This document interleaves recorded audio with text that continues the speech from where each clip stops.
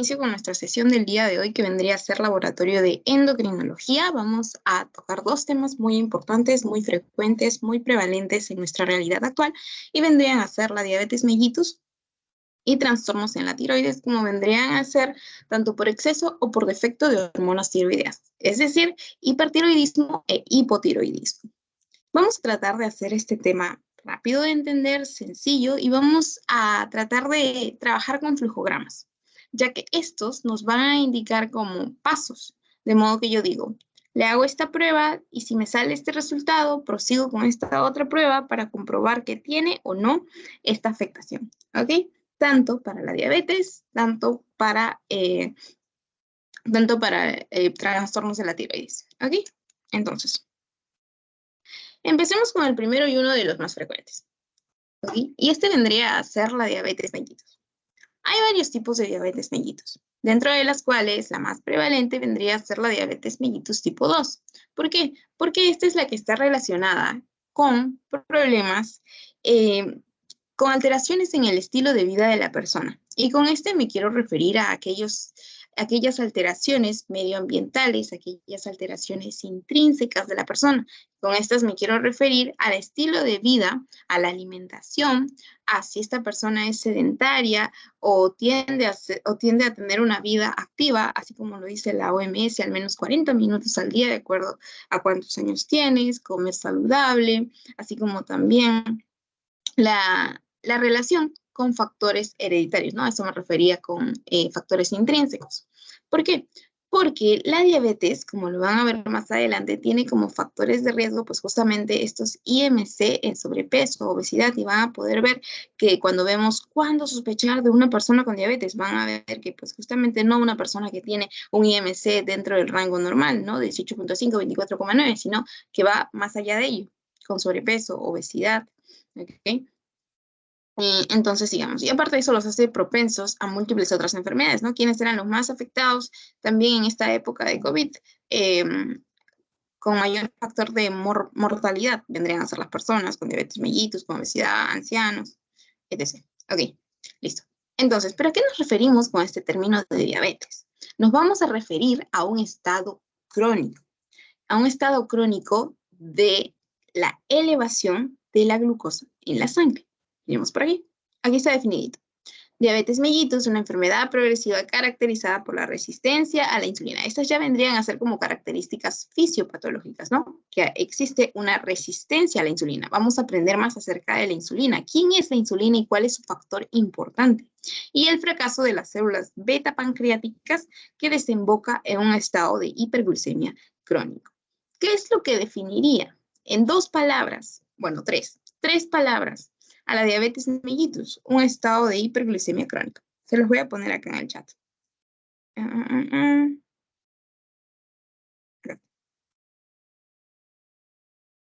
Estado de hiperglucemia crónico. Aquí está. Listo. Está en el chat. Estado de hiperglucemia crónico. ¿Por qué? Porque cuando tú hablas de un estado, no hablas específicamente de una, no es simplemente algo que podría ser en el caso de la diabetes transitorio. ¿Por qué? Porque la diabetes se puede controlar, mas no tiene cura, al igual que la hipertensión. ¿Ok? Estas están agrupadas dentro de estas enfermedades conocidas como enfermedades crónicas no transmisibles. ¿Ok? Entonces tenemos a la diabetes. Y principales factores fisiopatológicos tenemos el estado de la resistencia a la insulina y el fracaso de las células beta pancreáticas, que lo vamos a ver más adelante para poder entenderlo, ¿ok? Les voy a mostrar con gráficos. Que va a terminar consecuentemente ¿en qué? En este estado de hiperglicemia crónico. Hiperglicemia nos referimos a esta glucosa elevada en la sangre, ¿ok? Por 1 o 2 días, no, sino que de manera crónica. Y tiene una gran afectación a nivel mundial, ¿verdad? Ok. ¿Cómo definimos entonces cómo caracterizaríamos a un paciente con diabetes de manera clínica? Con las 4P de la diabetes. Y estas vendrían a ser la poliuria, la polidipsia, la polifagia y la última P, que ya viene por un estado de catabolismo, que vendría a ser la pérdida de peso. Aparte, por déficit de acción de proteínas, dado que mayormente las personas con sobrepeso o obesidad no se debe a que consumen harta proteína, sino más bien a que tienen una dieta harta en carbohidratos, ¿verdad? Perdón, basta en carbohidratos. Ok, entonces, como podemos ver, tenemos estas 4 palabritas que inician con P y se les conoce como las 4P del paciente diabético. ¿Y el por qué, Katy? Por ejemplo, cuando tú comes algo dulce, tú tienes mucha sed, ¿verdad? Como que, y le llaman, para bajar lo dulce. Ok, entonces, ¿qué es lo que pasa? Tomo algo muy dulce, me da mucha sed. Y si yo he comido algo muy dulce y tengo mucha sed, ¿ese líquido se va a quedar dentro de mí o yo lo voy a querer orinar? Lo voy a querer orinar, ¿no? Entonces, empiezo a tomar más agua, producto de que he comido algo muy dulce. Más agua, más agua, más agua. Ok. Y luego, eso se llama polidipsia. Luego quiero ir al baño. Poliuria. ¿Ok? Listo. Entonces, el aumento en el número de las micciones. Ok. Poliuria. Empiezo a eliminar gran cantidad de orina. Ahora, ¿qué es lo que pasa? Resulta que esta palabrita de aquí, insulina, que se les voy a presentar más adelante, vendría a ser la llave para que la glucosa ingrese a la célula. Para ingresar a su casa, ustedes necesitan su llave. De igual forma, la insulina vendría a ser la llave para que la glucosa ingrese a la célula. ¿Y qué es lo que hace la célula con glucosa? Obtiene energía a partir de esta ATP y a partir de esta energía, ¿verdad? Ok. Entonces, ¿qué es lo que pasa? Si existe un estado de resistencia a la insulina, quiere decir que la glucosa ingresa o no ingresa a la célula. Significa que la glucosa no ingresa a la célula. Por ende, la célula no tiene energía. Por ende, la célula va a estar requiriendo, dame comida, no he comido, no he comido.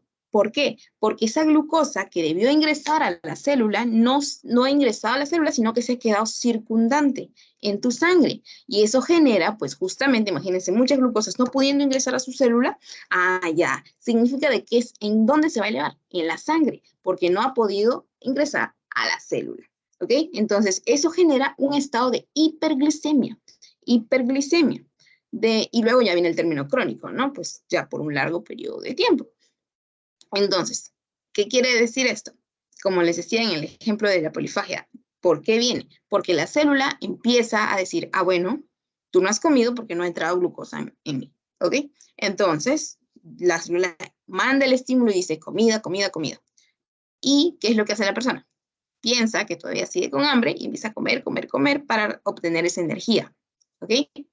Entonces, a eso se le conoce como polifagia. La persona ha comido, pero igual tiene más hambre, más hambre, más hambre.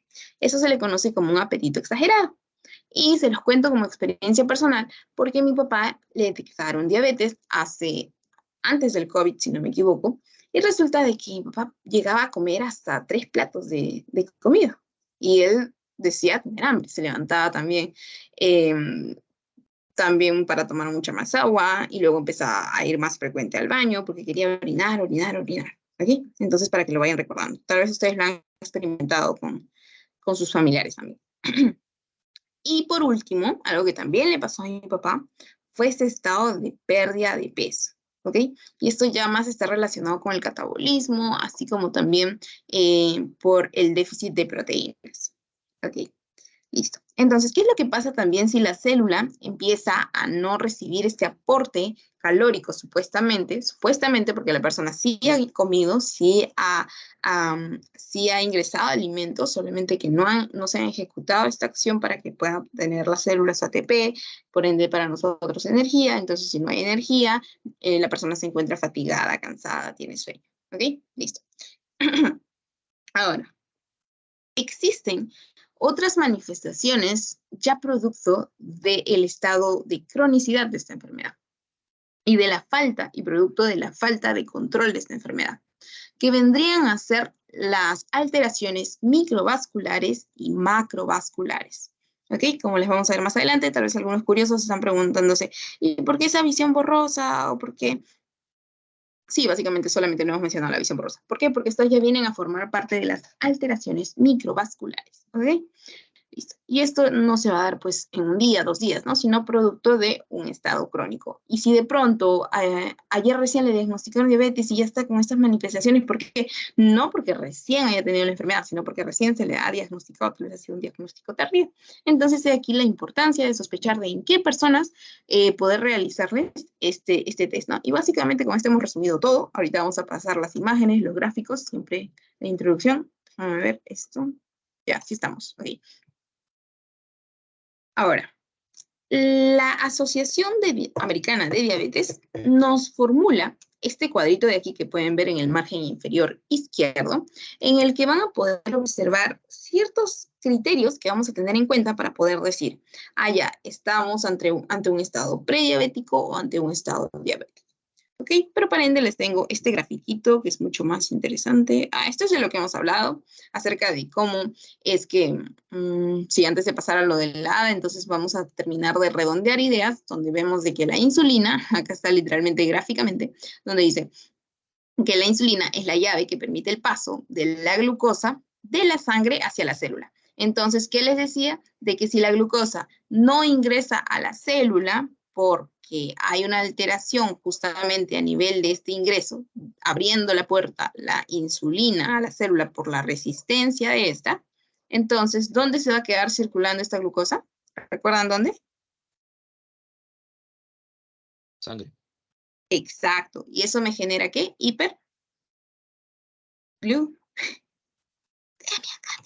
Hiperglucemia, ¿verdad? Hiperglicemia o hiperglucemia, ¿ok? Entonces, esos términos quiero que queden bien claros. ¿Por qué? Porque si no ingresa la glucosa a la célula, significa de que esta se va a quedar elevada en sangre. ¿Sí? ¿Se entendió? No sé, lo escuché con duda. La primera parte en la que expliqué esto, ¿se entendió? Si no, para volver a explicarlo.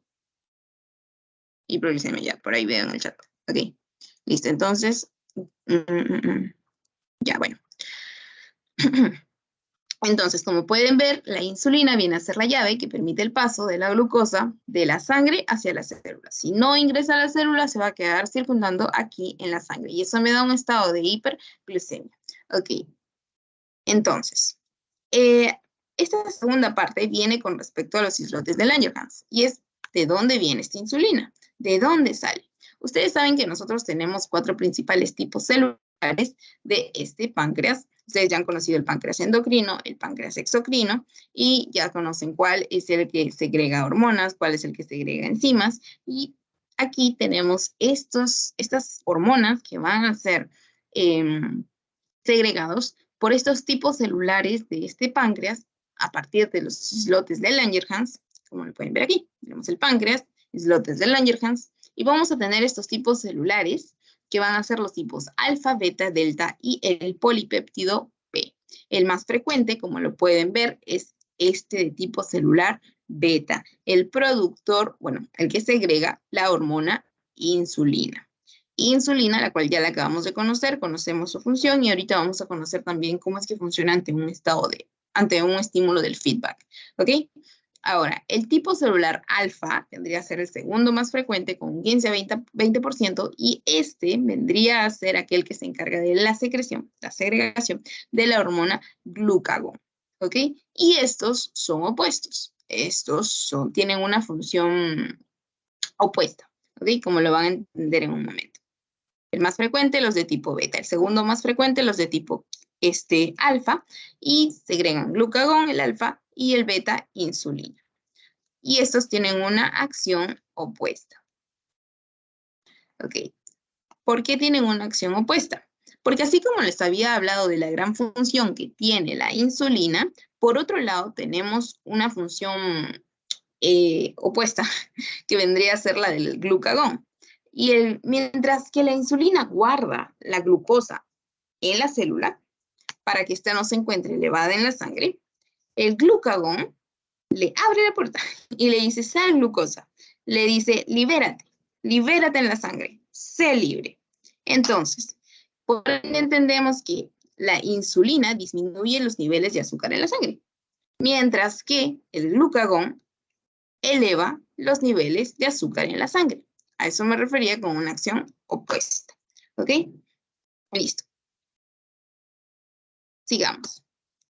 ¿Y esto cuándo es importante? Porque así como tú no puedes tener niveles de azúcar altos en la sangre, sino que tienes que guardarlos, tampoco puedes tener niveles de azúcar muy bajos en tu sangre. ¿Por qué? Porque recordemos que de esta obtenemos energía. Y esta tiene que ingresar a la célula, así como tiene que liberarse para yo poder, pues, justamente obtener esta energía. ¿Ok? Entonces, todo en un equilibrio. Tampoco podemos irnos a los estados de hipoglucemia, ya que estos también pueden tener, bueno, no pueden, estos tienen complicaciones también, como lo van a ver en medicina, ¿no? Hay algunos que llegan hasta a las convulsiones en el caso de las hipoglucemias. ¿Okay? Eso también es grave. Por eso todo en un estado de homeostasis. ¿Okay? Sigamos. Entonces, por ejemplo, ¿y cómo es que actúan estos? Si hay un estado de azúcar elevado en la sangre, ¿a dónde llega el estímulo? Al páncreas. El páncreas, a través de los islotes de Langerhans, a través de las células insulina, a través de las células beta, le va a decir a la insulina, oye, mira, la sangre está muy, el azúcar está muy elevada en la sangre. Entonces la insulina dice que no, hay que guardarla. Le abre la puerta y le dice, pasa glucosa. Y la célula guarda su glucosa. Ok, perfecto. ¿Y eso qué genera? Pues justamente va a generar que los niveles de azúcar en la sangre que estaban elevados disminuyan. Mientras que, por otro lado, si hay niveles, miren acá, si hay niveles bajos de azúcar en la sangre, este estímulo también va a llegar al páncreas y le dice a las células alfa-glucagón que produzcan glucagón. Y este glucagón, pues, ¿qué es lo que va a hacer? Miremos aquí, va a empezar a desintegrar algo conocido como el glicógeno o glucógeno, que vendría a ser la forma almacenada de la glucosa a nivel hepática y va a generar que pues se libere esta azúcar, o sea, que se libere la glucosa a la sangre, ¿no? Y por ello es que se eleva estos niveles. Bien, es bastante interesante la forma en la que trabaja. ¿Por qué? Porque no puedes estar ni por exceso ni por defecto, porque ambos podrían tener consecuencias. ¿Ok? Listo. Entonces, esto es básicamente lo que hemos hablado, como una se encarga de subir los niveles de glucosa en la sangre y como otra se encarga de bajar los niveles de glucosa en la sangre. ¿Ok? Listo. Esto es un poco acerca de las manifestaciones clínicas que habíamos comentado con respecto a cambios microvasculares o macrovasculares y también principalmente aquí, ¿no? Como causas de mortalidad. Ahora, estos cambios, como les había comentado, son mayormente a largo plazo. Y si te diagnosticaron hace poquito y tú dices que ya tan rápido progresado, no, tal vez es que te diagnosticaron de manera tardía, porque hay afectación a nivel de los ojos, como una retinopatía, como cambios microvasculares por afectación de arterias de pequeños calibres.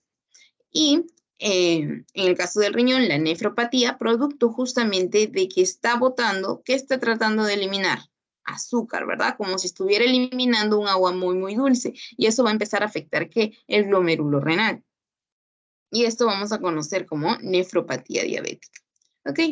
Miren, el primer tema vimos renal y luego comentamos acerca de la nefritis lúpica, luego ahora estamos hablando también de otra clase de afectación renal, la nefropatía diabética, ¿no?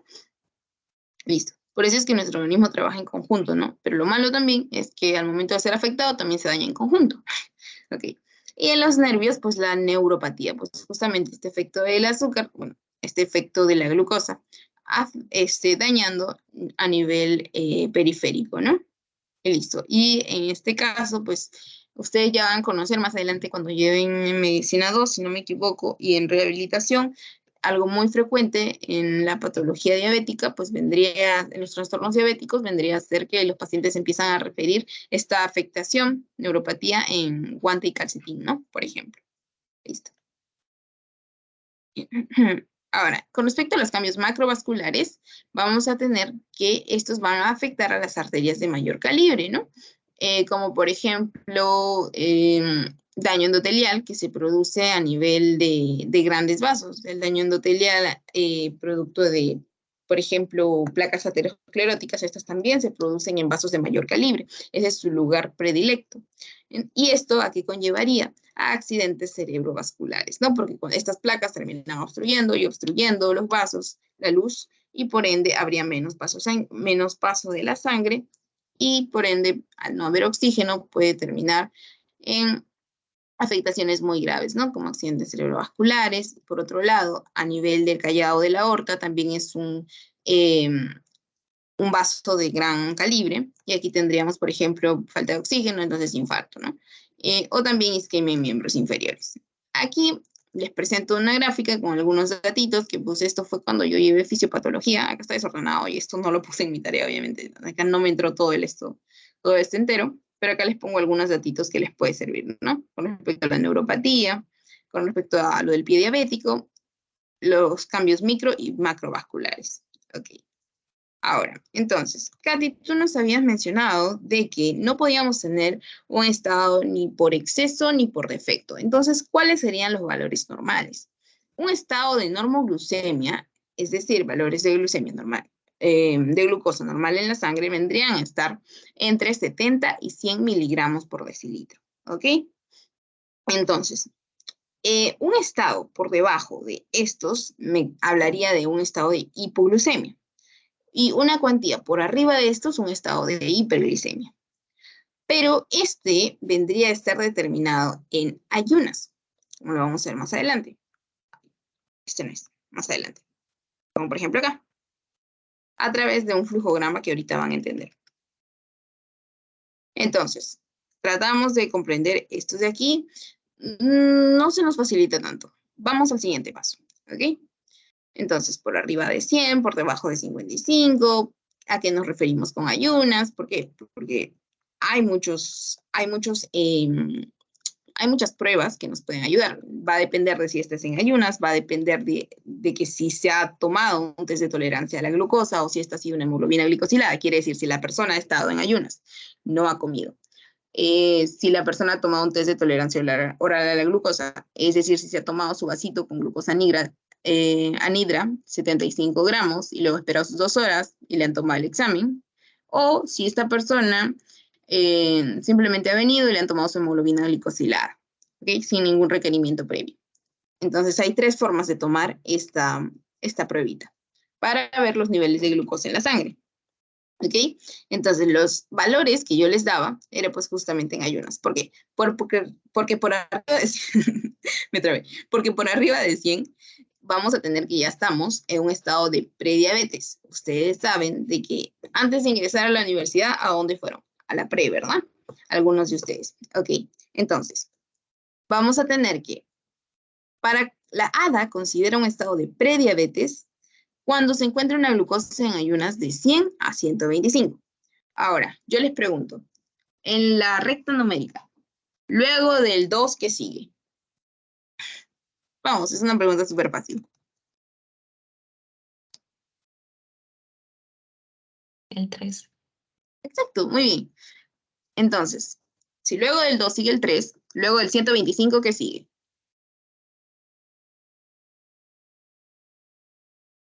$126. Exacto. Entonces, cuando hablamos de 100 a 125, hablamos de un estado de prediabetes. Y cuando hablamos de un estado mayor o igual a 126, ya hablamos de algo conocido como diabetes. Entonces, ¿qué quiere decir esto? De que esto va a funcionar así. Entonces, esto es en el test de glucosa en ayunas. En el test de tolerancia a la glucosa, es decir, aquel que se le hace con la carga de glucosa que ya les estaba explicando, pero ahorita la vamos a volver a ver. Vamos a encontrar valores de 140 a 199 como un estado de prediabetes. Entonces, mayor o igual a 200, vamos a tener un estado de diabetes, ya propiamente dicho. Y en el caso de la hemoglobina glicosilada, o también conocida como la A1C, esta va a ir como valores de prediabetes en un estado de 5.7 a 6.4, porque mayor o igual a 6.5 ya estaríamos en un estado de diabetes, ¿ok? Entonces, hasta 1 por debajo de los valores de diabetes es considerado el de prediabetes. Y de prediabetes le suman 1 para arriba y vendría a ser un estado de diabetes, ¿ok? Espero que se haya entendido más o menos. Lo vamos a seguir repitiendo, rumiando, como conejos al pasto, ¿ok? Entonces, Aquí ya habíamos establecido un estado de normoglucemia. Ahora, antes de seguir analizando lo de, ¿qué estábamos viendo? Esto. Antes de seguir analizando lo de prediabetes, diabetes, esto ya les había comentado, en qué clases de personas, solamente en un minuto voy a tratar de resumir esto. Miremos aquí, criterios para la prueba de diabetes o prediabetes en adultos asintomáticos, ¿ok? Entonces, básicamente me quiere decir que cuando sospecho con un paciente diabético, que tengo un paciente diabético. Número 1, el sobrepeso u obesidad. ¿Por qué? Porque recordemos de que así como hay factores intrínsecos, es decir, determinados genéticamente, de manera genotípica en estos pacientes, también hay ciertas alteraciones en tu estilo de vida que pudieron haber condicionado esta enfermedad. Así como también pudiste haber sido más precavido, ¿no? Tal vez si sabías que tenías familiares diabéticos, pudiste haber tenido una mejor alimentación por ahí, haber hecho ejercicio de modo de que puedas tal vez como tratar de disminuir la afectación de esta enfermedad, ¿no? O hasta en algunos casos no se ha llegado a manifestar, ¿no? Ok, entonces recordemos que existen excepciones, no son la regla, ¿ok? Listo, sigamos. ¿Qué más? Entonces, el IMC, algo muy grave. ¿Por qué? Porque estos IMC elevadísimos vienen a partir de, o sea, estos estados de sobrepeso o obesidad, vienen a partir de ¿qué? Usualmente estas personas tienden a consumir muchos carbohidratos. Al almuerzo, mucha papa, mucho arroz, por eso es que se dice o comes papa o comes arroz, no los dos juntos, pero ya sabemos cómo es el peruano.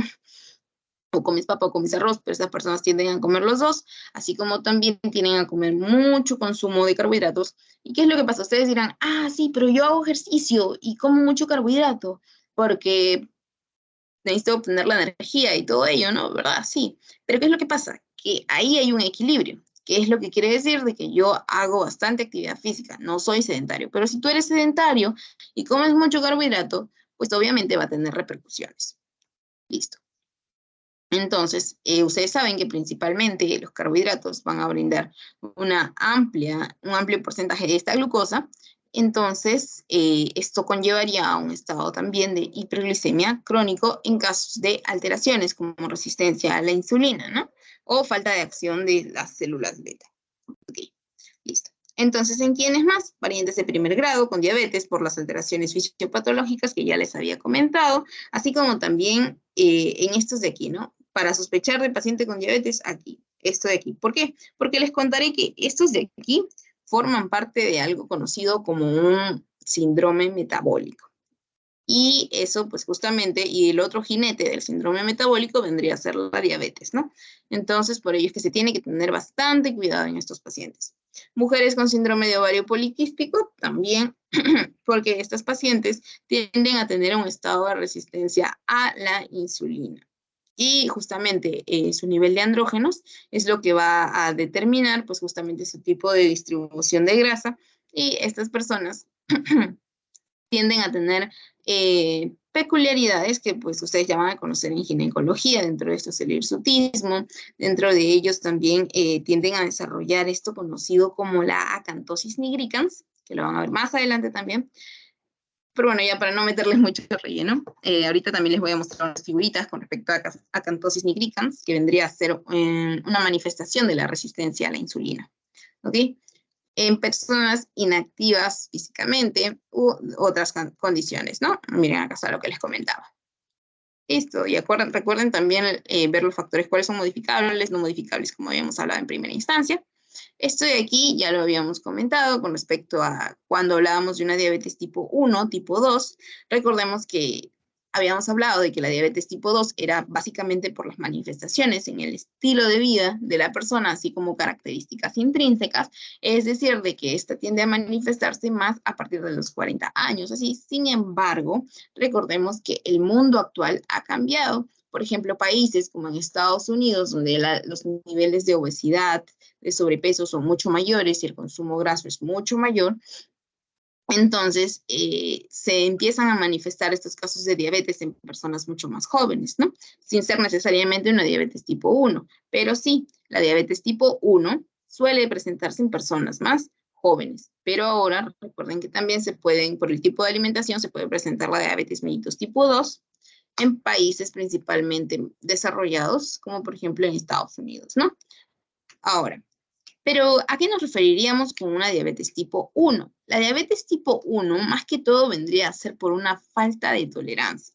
La falta de reconocimiento de lo propio, es decir, de lo propio con lo propio, y empieza a reconocer pues justamente como estos como algo extraño, ¿ok? Entonces, ¿qué es lo que se genera? Una autodestrucción. ¿Qué se autodestruye? Las células betas del páncreas. Y las células beta del páncreas, ¿qué es lo que hacen? Producen la insulina. Pero si estas están empezando a ser destruidas, se mantiene ese estado de hiperglicemia, ¿verdad? Entonces, ¿por qué? Por un estado de deficiencia a la insulina. Y eso sí tiende a presentarse en niños y en jóvenes, ¿ok? ¿Por qué se dice esto? ¿Por qué? Porque si son niños o jóvenes, es que han tenido como que un menor tiempo de crear este estilo de vida de harto consumo de carbohidratos, de tener una vida sedentaria, ¿verdad? Y la manifestación obviamente va a empezar antes, producto justamente de este estado de deficiencia a la insulina. ¿Ok? Listo. Entonces, en una de ellas, que vendría a ser la tipo 1, no se produce insulina, mientras que en esta sí produce insulina, pero no funciona. ¿Ok? Listo. Por ello es de que antiguamente también se conocía como tipo 1 o insulino requiriente, ¿no? Aquellos que se le tenían que inyectar, ¿verdad? Pero luego cambió esa terminología. Y en la de tipo 2, y lo cambiaron esos términos, ¿no? Tipo 1, tipo 2. Y la de tipo 2, también conocida, pues justamente como en la cual esta era la que no se tenían que inyectar, ¿no? ¿Por qué? Porque estos sí producían, pero no funcionaban. Ya, listo. Ya. Esto aquí ya lo habíamos comentado. Ya. Y esto es básicamente para comentarles como un estado de alerta, ¿no? Con lo del semáforo. Déjenme ver si son ustedes. ¿Con alguna pregunta? No. No, son ustedes. Ok. A ver, ¿qué les voy a explicar en este flujograma? Ya. Por ejemplo, si viene un paciente con las características que hemos denotado últimamente, y hemos dicho, ya, a este paciente estoy sospechando que tiene diabetes, entonces, pero no le han diagnosticado. A ver, vamos a hacerle una glicemia. Le decimos al paciente, en este caso, primero le han hecho la glicemia en ayunas. Señor, no coma por un lapso de 24 horas, señor, señor, venga en ayunas. Es decir, que la noche anterior no hace nada. Ok, glicemia en ayunas. Ahora, me salen los valores de menores de 100, entonces yo digo, está normal, ni siquiera está en prediabetes. Perfecto. De 100 a 125 se encuentran alterados. Me genera duda, ¿verdad? Ok. Entonces yo le puedo volver a repetir o ya puedo decir, ya, el paciente se encuentra en un estado de prediabetes. Porque acá dice repetir en caso de duda, recordemos. Ahora, el paciente ha presentado una glicemia en ayuna de más de 125. Esta se encuentra alterada. ¿Ok? Entonces, si tengo casos de duda, lo puedo volver a repetir porque digo, wow, de frente me sale ni siquiera prediabetes, sino de frente es que es un paciente diabético. ¿Ok? Ahora, ¿qué es lo que pasa? Si me sale alterado, les había dicho de que lo íbamos a repetir, pero la forma de repetirlo es a través de la glicemia en 2 horas. ¿Cuál es la prueba de la glicemia en 2 horas? La prueba de la glicemia en 2 horas va a consistir en que el paciente, acá está, en que el paciente va a consumir una bebida que va a hacer la mezcla de glucosa anhidra en 75 gramos disuelta en agua y esta va a ser consumida por el paciente y a las 2 horas se le va a tomar el examen de sangre. Y en este examen yo voy a obtener resultados y me van a dar los siguientes niveles. Si me da menos de 140, yo voy a decir de que el paciente tolera la glucosa de manera normal. Es decir, de que todo bien. Si me da de 140 a 199, yo voy a decir que el paciente es intolerante a la glucosa, porque acá ha habido un buen metabolismo. Acá yo puedo decir que el paciente no tolera la glucosa. Puede ser de que se ha quedado libre en la sangre por falta de la insulina, por ejemplo, quién sabe. Y tenemos también que el paciente me dé más de 200 miligramos por decilitro. ¿Qué quiere decir esto? De que ya puedo hacer mi diagnóstico de diabetes. ¿Ok? Entonces, en la primera prueba les había hablado de la prueba de glucosa en ayunas. Esto quiere decir básicamente que el paciente ha hecho su ayuno de 8 a 12 horas antes del examen. Por eso les decía, el paciente no cenó la noche previa, si es que va a ir en la mañana. Si va a ir en la tarde, el paciente no ha desayunado. Y le hago la muestra de sangre al paciente. ¿Ok? Entonces aquí hablamos de glucosa en ayunas. Y esta segunda prueba, pues me va a hablar del test de la tolerancia oral a la glucosa. ¿Con quién? Con los 75 gramos de glucosa anhidra. ¿Después de cuánto tiempo se espera? Se espera 2 horas. ¿Qué va a medir? La capacidad que tiene el organismo para metabolizar la glucosa. Si sale menos de 140, significa de que el paciente es capaz de tolerar la glucosa. La ha metabolizado bien. Si sale de 140 a 199, no la ha metabolizado bien y por ende me sale una intolerancia a la glucosa. ¿Ok? El paciente no tolera la glucosa. Y si me sale más de 200, significa de que estamos ante un diagnóstico de diabetes. Y por acá les pongo de manera simultánea, pues los valores de hemoglobina glicosilada. Habíamos dicho de que teníamos que era considerado prediabetes de 5.7 a 6.4. ¿Ok? Pero, por acá les pongo otro allá. Pero lo normal entonces, Katy, significaría de que sería menos de 5.7, ya que de 5.7 a 6.4 es prediabetes. Entonces, me ubico en mi gráfica. ¿Qué es lo que pasa si este paciente yo le hago la hemoglobina glicosilada? Me sale menos de 6.5. Ah, ya, genial, todo bien. Porque aquí igual yo puedo estar haciendo eso. Aparte, la hemoglobina glicosilada, más que todo, no es que simplemente se la tomas a cualquier paciente, ¿no? Sino más bien existen casos en los que es más requerida esta hemoglobina glicosilada, ¿no? Como por ejemplo en los estados de emergencia. Ahorita les voy a hablar más sobre la hemoglobina glicosilada. Porque obviamente si puedes hacer estas pruebas, que básicamente es en pacientes despiertos, la hemoglobina glicosilada también es en pacientes despiertos, pero más que todo lo utilizan cuando el paciente también viene a emergencias y obviamente si estás en una emergencia no le vas a decir, ok, antes de morir haces tu ayuno de 8 horas, 12 horas y luego vienes para que te tome tu prueba. No, ¿verdad? Sino que es algo automático. Y esta hemoglobina glicosilada tiene la capacidad de poder decirte el estado de acción de la glucosa en estos 3 últimos meses, ¿verdad? Ese estado de reserva. Ok. Entonces, por acá estamos. Allá. Y denomina ya los estados de diabetes por arriba de 6.5. ¿Ok? La hemoglobina glicosilada va a medir el nivel promedio de glucosa o azúcar en la sangre durante los últimos 3 meses, como les comentaba. ¿Ok?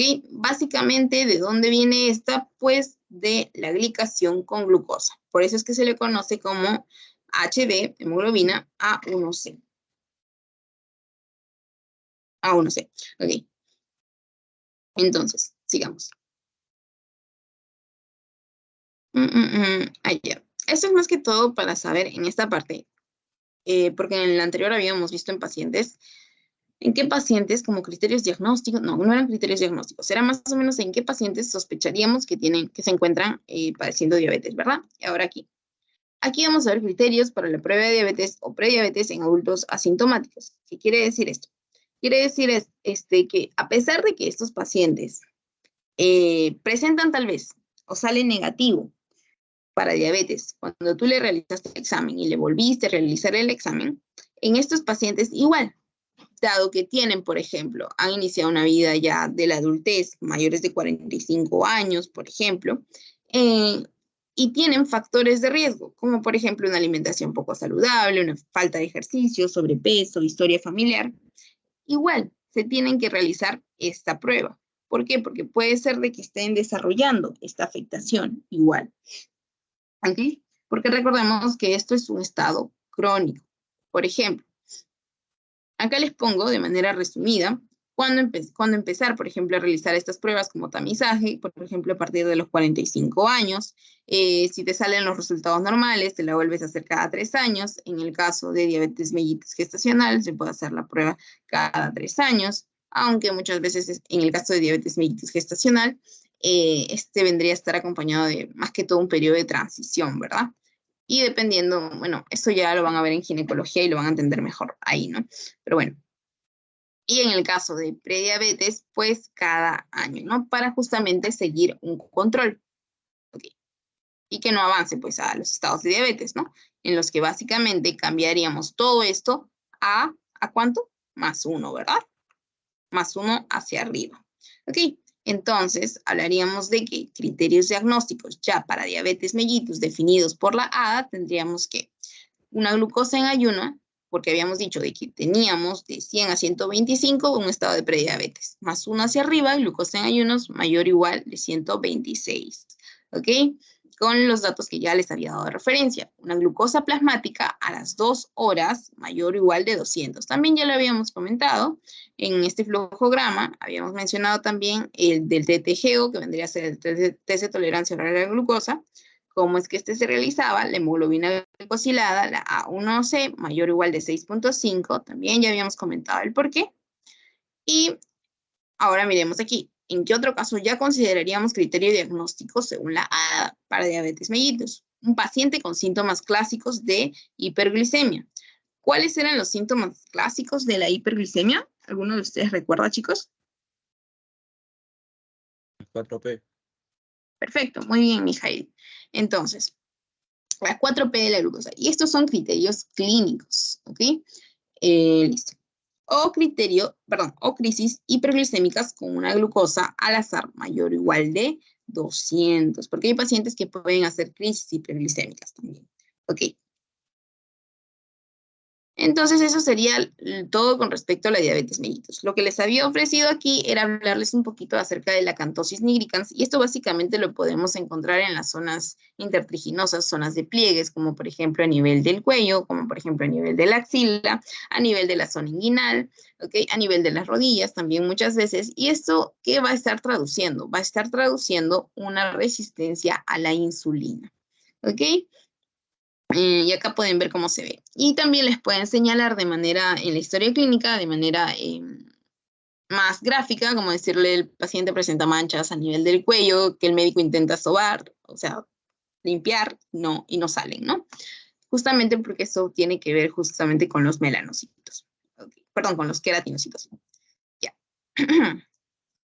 Y esto era justamente lo que les comentaba sobre la pérdida de peso, ¿no? Por la pérdida muscular por degradación de proteínas y síntesis proteica reducida. Acá les dejo estos dos gráficos que me parecieron muy interesantes y básicamente resumen lo que habíamos estado hablando. Y aquí está lo que dijo Mijail, también las 4P, ¿no? Ok, muy bien. Listo. Trastorno número 2. Y este es bastante chiquito y vendría a ser, así que traten de prestar atención porque es bastante rapidito también, porque se relaciona bastante con su clínica. Trastornos de la tiroides, les había dicho por exceso y por defecto. Hasta aquí todo bien con el tema de diabetes. Cuento hasta 5, sino para avanzar. 1, 2, 3, 4, 5. Ok, gracias, Jazmín. Ok, listo. Trastornos de la tiroides. Hipotiroidismo y hipertiroidismo. Por exceso, por defecto. No vamos a mencionar y recordar fisiopatología cuando habíamos hablado de todo, de cómo se forman todo y cómo trabajan todas las hormonas tiroideas, ¿verdad? Solamente quiero ir hasta este último cachito para que ustedes puedan grabarse algunos datitos que vamos a ver más adelante, ¿ok? Entonces, a nivel de todos los procesos que siguen las hormonas tiroideas, tenemos que recordar esto. Y esto está en el ENAN, he visto que lo mencionan ahí. Por ejemplo, los procesos de oxidación, organificación y el proceso de acoplamiento. ¿Por qué? Porque a nivel de la organificación vamos a tener, acá tenemos las tiroglobulinas, ¿no? La TG, ok. Pero aquí vamos a tener a la monoyodotironina y a la diyodotironina. Todas las M vendrían a ser mono y la D vendrían a ser di, ¿ok? Entonces, si ustedes suman 2 más 1, ¿cuánto me da? 3. Muy bien, ahí estamos matemáticos. ¿Qué es lo que pasa? Que si ustedes recuerdan las hormonas tiroideas, ustedes siempre han escuchado, ya tenemos T3, T4. Tenemos triyodotironina y tetrayodotironina. ¿Y de dónde vienen estas? Pues justamente del acoplamiento de esta monoyodotironina y de la diyodotironina. Si ustedes suman 1 más 2, me da 3. ¿A quién tengo? A la T3. Y acá, miremos aquí, tengo a una monoyodotironina y a la diyodotironina, y acá tengo a otras dos acopladas, ¿verdad? Entonces tengo T3 y, perdón, acá tendría, entonces, si tengo 1, 2, 3, 4, tendría 2, 3, 4, esta me hace 1, 4. Entonces tendría justamente una tetrayodotironina y acá una triyodotironina. Acá está representando básicamente el acoplamiento, ya que se dio. Ok, entonces tendría mi T3 y mi T4. Y mi T4. Ahora, no es necesario que ustedes recuerden todo esto, que básicamente es de dónde salen esta triyodo y tetrayodotironina. Solamente tienen que recordar esto. Lo que sí tienen que recordar es que tenemos la que más se produce, que vendría a ser la T4. ¿Y cuál es la de mayor acción biológica? La T3. T4 es la de mayor producción, pero la de mayor acción biológica vendría a ser la T3. Datitos importantes. El 95% de la hormona tiroidea producida por la tiroides es T4. Entonces, la que más se produce, T4. ¿Ok? T3 es la que tiene mayor acción biológica a nivel orgánico. 99% de la T3 y T4 circula unido a una proteína plasmática. Es liberado y luego circula unido a una proteína plasmática. Y periféricamente se produce la conversión de T4 a T3. Por eso es que la de mayor acción biológica es la T3. Como pueden ver, la flecha va T4, acá se libera T4, pero luego la conversión de T4 a qué va, a T3. Y esta T3 es la de mayor acción biológica. ¿Ok? Por eso es que les ponía este dibujito. T4 es la que más se produce, pero la de mayor acción biológica es la T3. Aparte, periféricamente, surge una conversión de T4 a T3. Ok, perfecto. Ahora, así como en diabetes mellitus vimos un flujograma muy chévere, aquí vamos a ver también un flujograma orgánico. ¿Cómo así? Porque aquí también hay una serie de direcciones y de directrices, pero que van a estar mandadas por un primer nivel, un segundo nivel y un tercer nivel de acción. El primer nivel vendría a estar a nivel superior, que vendría a ser a nivel del sistema nervioso central. El segundo nivel, pues vendría a estar a nivel de la hipófisis, y aquí, o sea, acá a nivel del hipotálamo, acá a nivel de la hipófisis, y aquí a nivel de la glándula tiroidea. ¿Ok? Entonces, vamos a ver de que el estímulo viene así.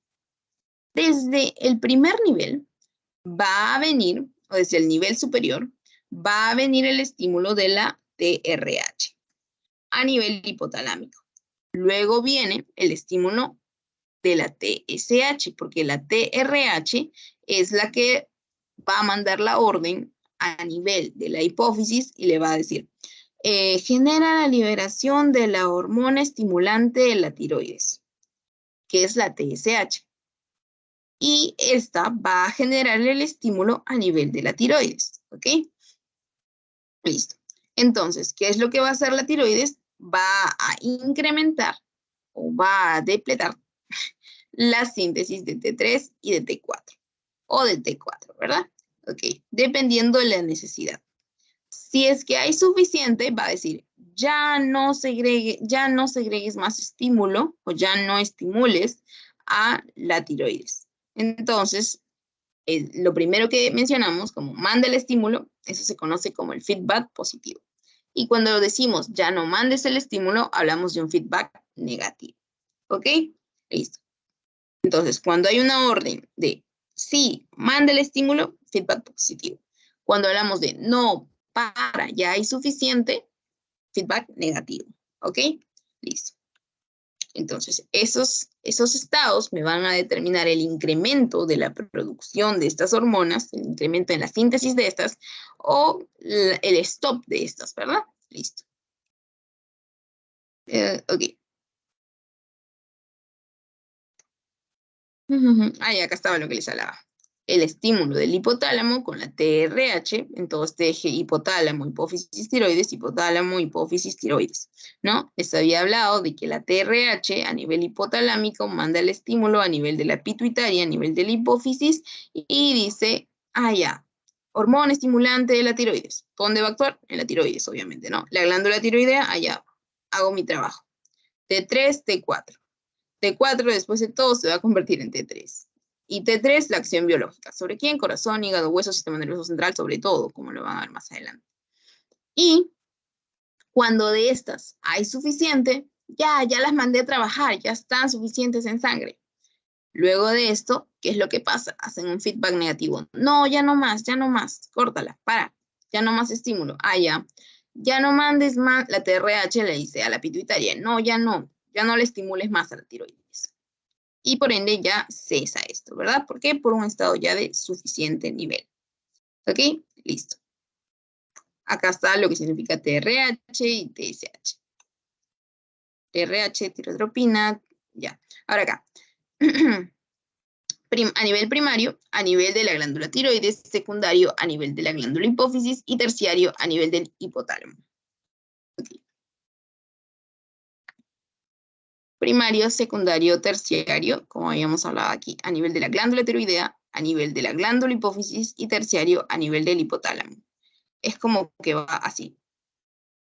Acá está, ya. Primero, segundo, tercero. El de mayor nivel, ¿ok? Es como una escalerita que va ascendiendo. Se le conoce también como trastorno central, el del hipotálamo. Por eso les decía al comienzo, a un nivel central y luego a un nivel periférico, ¿verdad? Ok. Entonces, quiero que recuerden esto.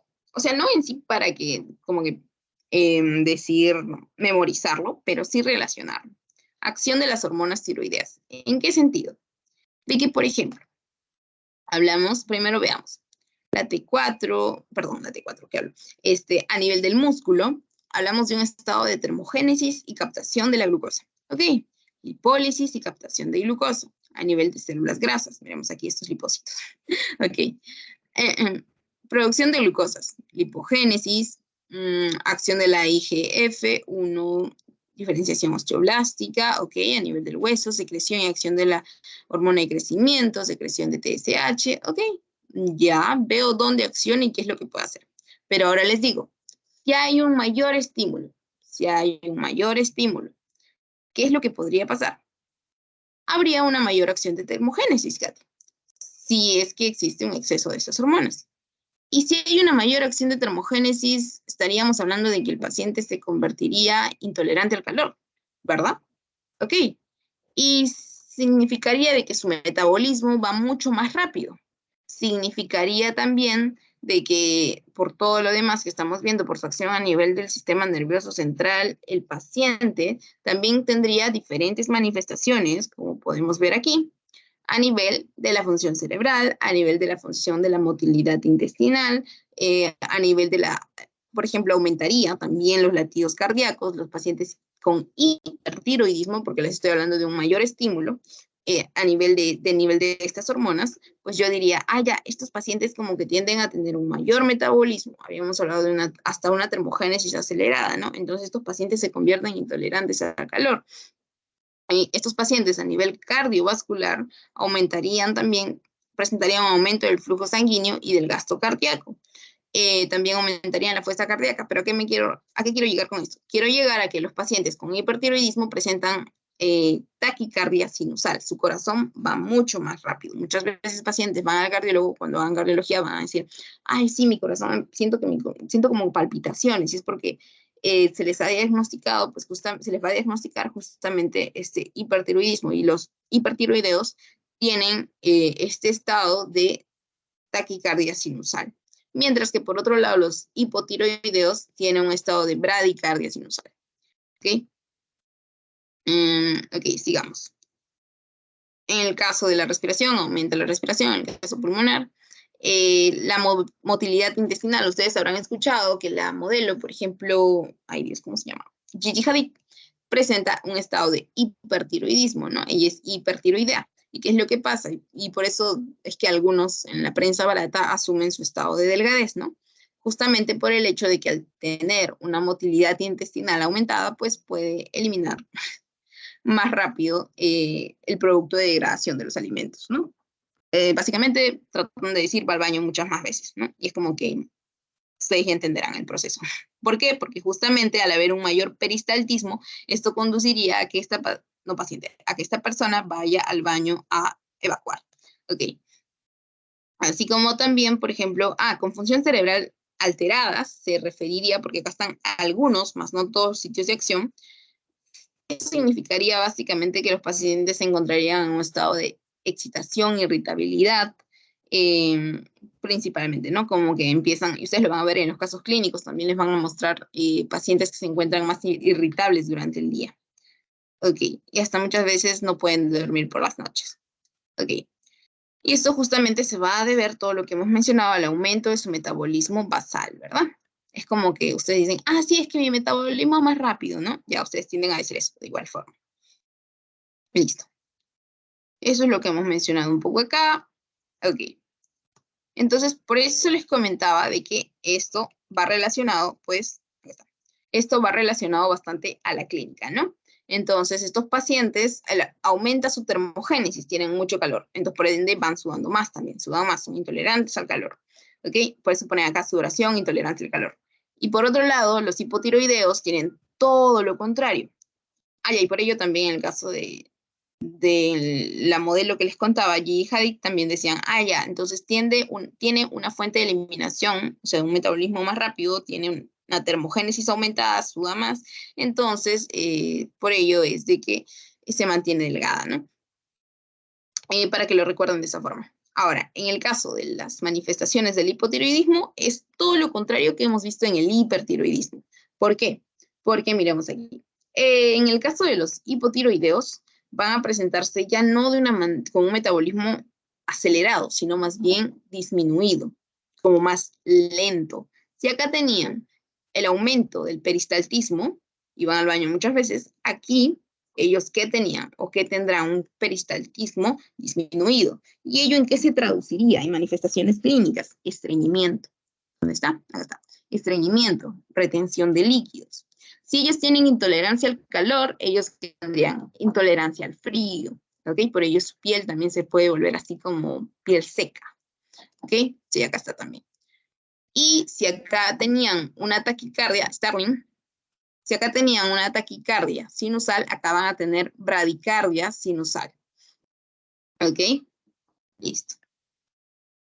¿Qué más? Acá habíamos hablado de un estado de irritabilidad, aquí un estado de somnolencia, cansancio, hasta muchas veces bradilalia en algunos casos, no todo más lento, como Flash de Zootopia.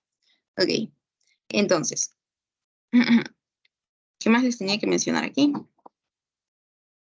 A ver. Listo. Entonces, básicamente, ¿cómo veríamos a un paciente? Hay algo clásico también de la triada de... ¿Dónde está? Acá está. Por ejemplo, ¿no? Algo clásico también que se les presentaría como caso de hipertiroidismo sería el exoftalmos, ¿no? O proptosis. Listo. A ver, un segundo.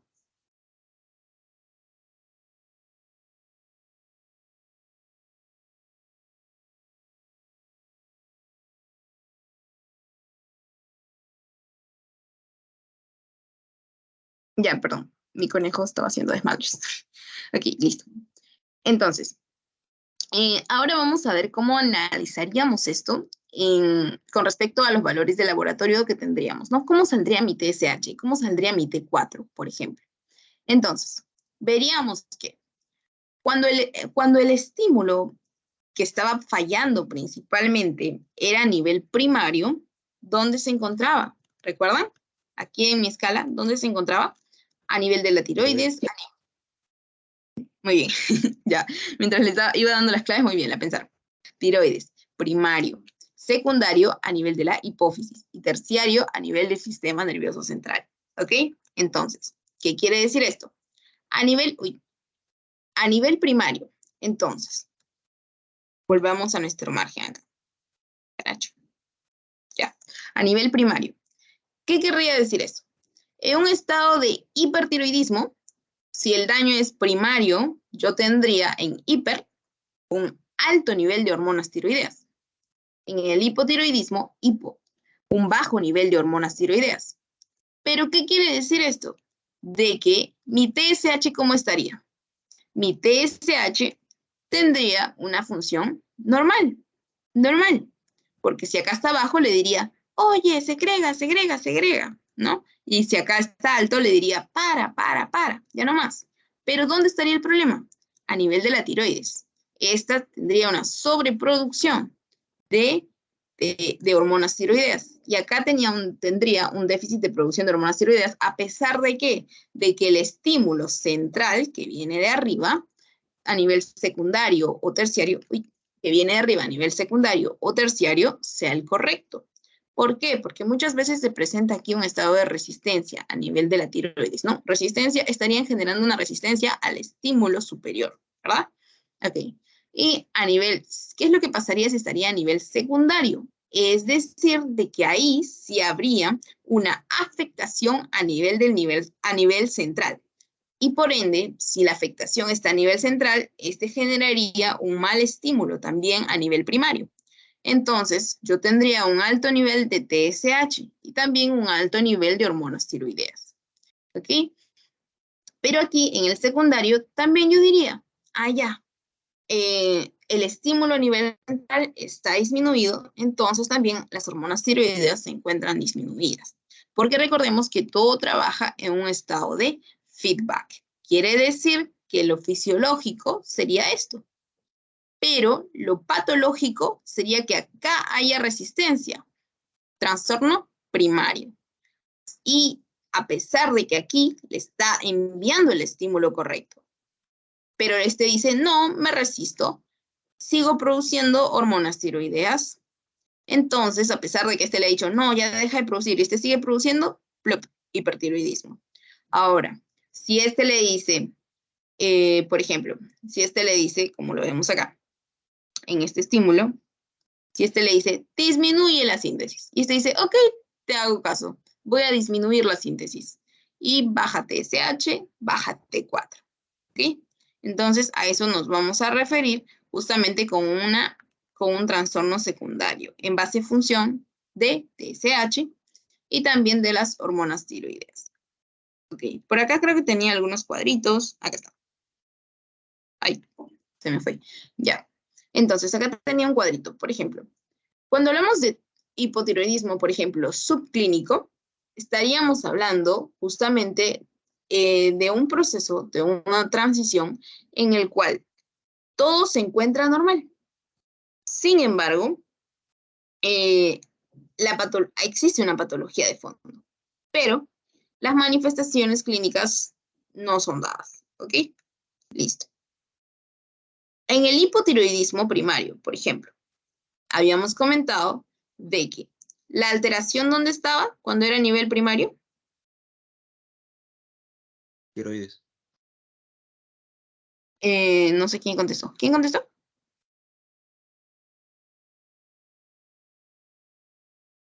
Ahí. Ok, ya, gracias, Mijail. ¿Alguien más aparte de Mijail? Cuando la afectación es primaria, ¿dónde está el defecto? La tiroides. Muy bien, Jasmine. Ahora, cuando la afectación está a nivel de la tiroides, quiere decir ¿de qué? De que el estímulo está bueno. El estímulo de la TSH está bien. Le dice, censo que faltan hormonas tiroideas. Entonces, por favor, tiroides, te mando el estímulo. Produce, segrega. Pero, ¿qué hace a nivel de la tiroides? Lo omite, dice no. Y por ello es de que al no hacerle caso al estímulo, miremos cómo están las hormonas tiroideas. En depresión, ¿verdad? Ok. De igual forma. En el hipotiroidismo central, ¿la afectación de dónde viene? Alguien aparte de Mijail y Jazmín, por favor. Vamos, chicos, ya para irnos. Hipófisis. Muy bien, Jean-Pierre. Listo. Entonces, ahora sí podemos seguir. Entonces, viene de arriba, ¿verdad? Simplemente le llamamos central. Ok. A nivel de hipófisis o a nivel hipotalámico. Cuando hablamos de TSH, sí hablamos de hipófisis. Cuando hablamos de TRH, hablamos ya del nivel del sistema nervioso central, ¿verdad? Del hipotálamo. Ok. Entonces, en este caso, ¿qué es lo que estaría pasando? En este caso, pasaría de que mi TSH está disminuida y la tiroides le diría, ok, no me mandas el estímulo, tampoco voy a segregar hormonas tiroideas. Y así, ambos hacen un complot por el estímulo que vino desde nivel central, ¿verdad? Y por ende, vemos que las hormonas tiroideas se encuentran disminuidas, ¿ok? Es como una cadena.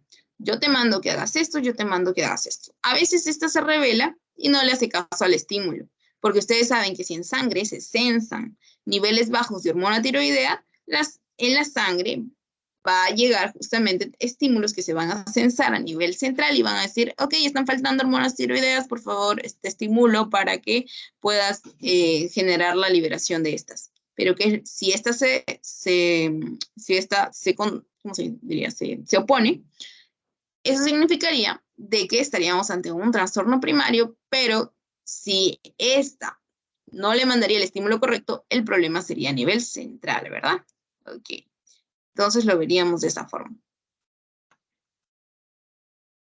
Ahora aquí, esta última preguntita para que ustedes, que los deje pensando, fue pregunta de Pasito y es, en el contexto de un hipotiroidismo congénito, cuando el médico recibe los análisis, se da cuenta que hay, ¿qué creen que encontrarían? Pero esperen, esto lo voy a dejar de grabar en esta parte. Hasta que vayan pensando en esta, esa fue la última lámina. ¿Tienen alguna preguntita con respecto al tema de hipertiroidismo, hipotiroidismo o diabetes mellitus?